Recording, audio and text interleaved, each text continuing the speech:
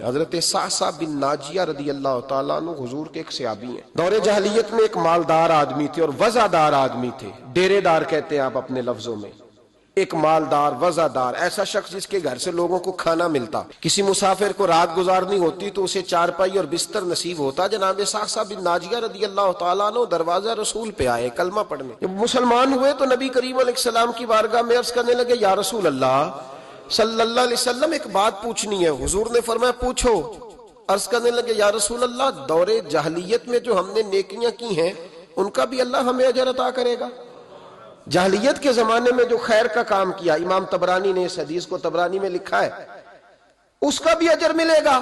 تو محبوب پاک علیہ الصلوۃ والسلام نے فرمایا تو بتا تو نے کیا نیکی کی؟ تو کہنے لگے، یا رسول اللہ صلی اللہ علیہ وسلم میرے 2 اونٹ گم ہو گئے، میں اپنے تیسرے اونٹ پر بیٹھ کر اپنے 2 اونٹ ڈھونڈنے نکلا۔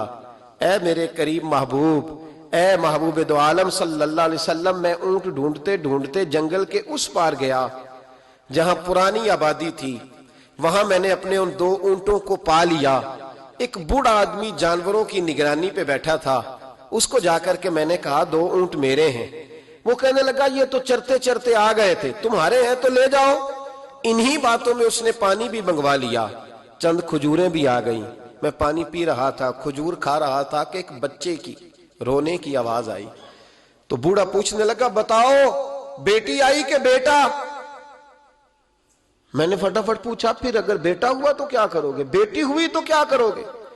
کہنے لگا اگر بیٹا ہوا تو قبیلے کی شان بڑھائے گا، اگر بیٹی ہوئی تو میں ابھی اسے زندہ دفن کرا دوں گا، اس لیے کہ میں اپنی گردن اپنے داماد کے سامنے جھکا نہیں سکتا، میں بیٹی کی پیدائش پر آنے والی مصیبتیں برداشت نہیں کر سکتا، میں ابھی دفن کرا دوں گا۔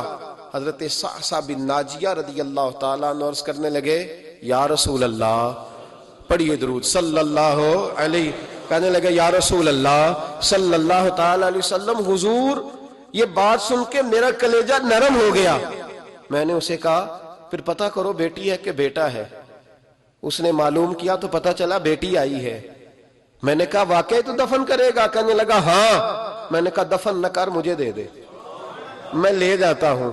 یا رسول اللہ صلی اللہ علیہ وسلم، وہ مجھے کہنے لگا اگر بچی تمہیں دے دیں گے تو تم کیا کرو گے؟ میں نے کہا تم میرے 2 اونٹ رکھ لو، بچی دے دو۔ کہنے لگا نہیں 2 نہیں، یہ جو جس اونٹ پہ تو بیٹھ کے آیا یہ بھی لے لیں گے۔ جناب سعصع بن ناجیہ عرض کرنے لگے، اے محبوبہ میرے کریم رسول، میں نے نہ اس کو کہا ایک آدمی میرے ساتھ بھیج، مجھے گھر چھوڑ آئے اور اونٹ میں اسے واپس دے دیتا ہوں۔ یا رسول اللہ صلی اللہ علیہ وسلم، میں نے 3 اونٹ دے کے ایک بچی لی۔ حضور اس بچی کو لا کے میں نے اپنی کنیز کو دیا، نوکرانی کو۔ حضور میں روز جاتا، اسے دودھ پلا رہی ہوتی، حضور وہ اسے کھجور نرم کر کے کھلا رہی ہوتی۔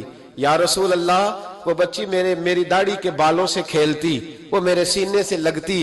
حضور مجھے نیکی کا چسکا لگ گیا۔